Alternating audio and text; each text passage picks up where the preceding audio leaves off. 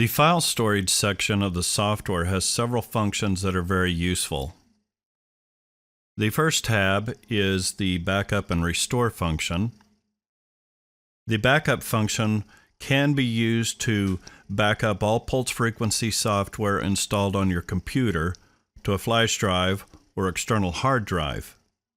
This includes FileBanks, files you have created, and settings files. The restore function can be used to restore all FileBanks, files you have created, and settings files from a flash drive or external hard drive to all the pulse frequency software installed on your computer. To perform a backup, connect an external drive to your computer, then click the Backup button.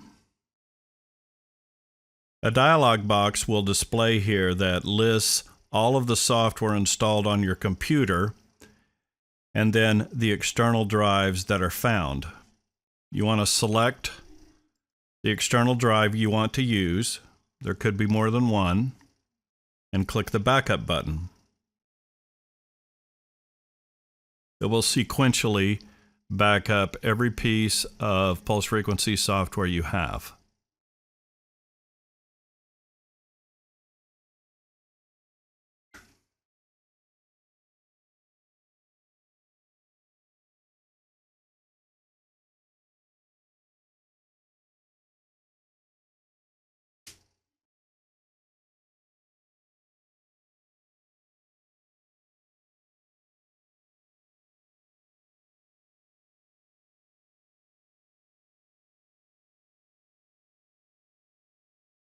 To perform a restore, connect an external hard drive to your computer, then click the Restore button. A dialog box will display where you can select the external drive to restore from. After selecting the drive, a list of backed up software on the drive will be displayed. Click Restore to restore the files to the pulse frequency software on your computer.